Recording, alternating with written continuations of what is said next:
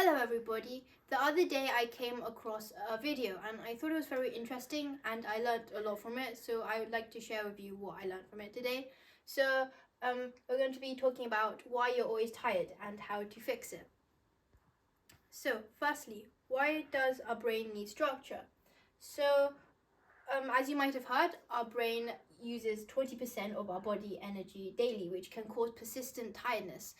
And so one way to fix this is to create a structure in your life, because it prevents our brain from wasting energy on constant decision making by providing predictability. So our brain, or our prefrontal, especially our prefrontal cortex, it thrives on routine, and when you make processes that are automatic and efficient, it actually boosts productivity, focus, and mental well-being. It's also another reason why schools use uniforms, for example, because students don't need to waste energy every single day thinking about what to wear. Instead, they just wear the same thing every single time so that it's more efficient for everyone, as well as some other reasons, but that's also one of them. So secondly is effects of lacking structure. So like I mentioned before, our brain will conserve energy by minimizing the decision fatigue through structured planning, such as making a daily plan of what you have to do. So without a structure, our brain will face uncertainty, information overload, and decision fatigue. And this can drain our focus and clarity. Another example of this is the founder of Apple, Steve Jobs. And every single day he would wear just the same outfit every single day, which is just a black turtleneck, and he wouldn't have to spend any time thinking about what he was going to wear that day. So instead he would spend more of his brain power and energy coming up with new innovations and stuff for the company. So how do you actually create structure in your life? So strategy 1 is to create a routine, because it doesn't have to be completely to the minute, because every single day is unpredictable. So you can have flexibility and key anchor habits, for example drinking water and stretching at a specific time, or meditating, and this can help you maintain structure in your life. So for example, right before bed, maybe 30 minutes before you go to bed, you could set a routine to read every single day. So no matter how different one day is to the next, this thing wouldn't change that you're reading for 30 minutes, and it also benefits you as well. So the second strategy is time blocking. So this is talking about the importance of consistency in daily habits to help you maintain focus.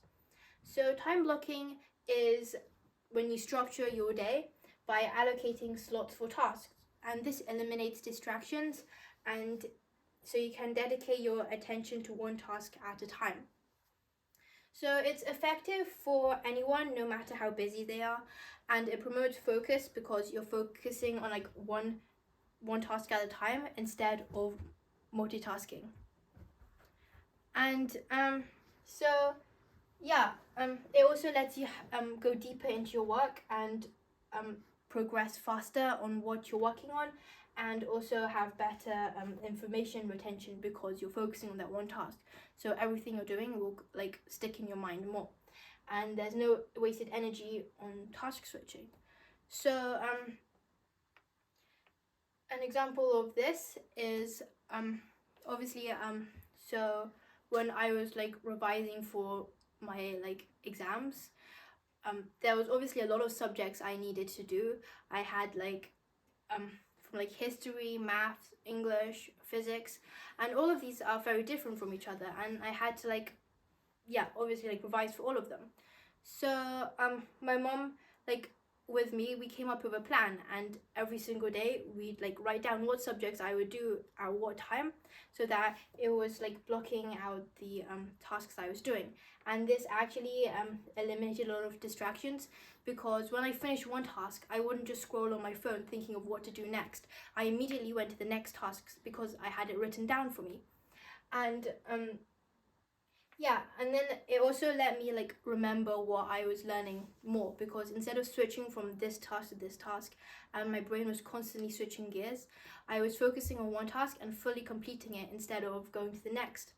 So it's kind of like if you have a computer, for example, and you have loads of different like windows open at the same time, and all of them, if all of them are running at the same time, they're all draining energy on your device. So if you manage to close every window when you finish using it, like finishing every single task instead of just doing it halfway, moving to the next, then you're not wasting as much energy, because your brain is still like unconsciously going through the task while you're already on another one. So strategy 3 is the importance of brain breaks. So like you can incorporate like breaks for your brain to go to like peak mental performance, because when your brain gets to rest, it can like recover, and it's very effective. So if there's no break, then obviously our productivity is impacted and our focus will decline. Like maybe you've like right before a test, you've stayed up all night trying to cram everything right before, and you may have felt that as you go on for longer and longer, you start like your brain just starts not working anymore, and it starts getting harder and harder to concentrate. So taking breaks for your brain actually helps you avoid burnout, and a really good way to do this is the Pomodoro technique. So this is where you have 25 minutes. You set a timer for 25 minutes and you work for that time, and then 5-minute break. And this helps your brain like relax, and you can do whatever you want in the 5 minutes. And then after that, you go back to work. And this basically like helps you avoid burnout and keeps your mind sharp.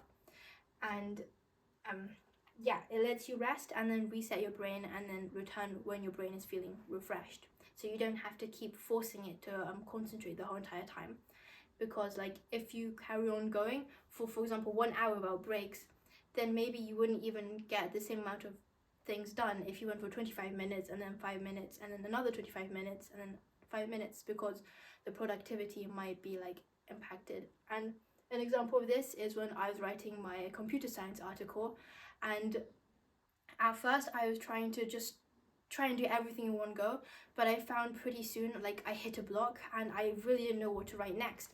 So I took a short break, like maybe just 10 minutes, and then when I came back I had a clear idea on what to do next and I could do it. And then I carried on taking breaks after that to make sure that I was most productive.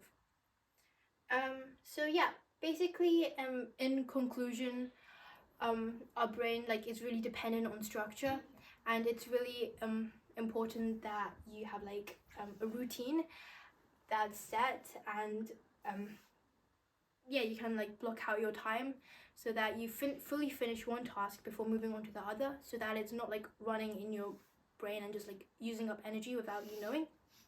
And finally, I really recommend you try the Pomodoro technique, even if like it doesn't work eventually. Just like try it at first and see how it goes. I really hope you learned something today, and that's all. Bye bye.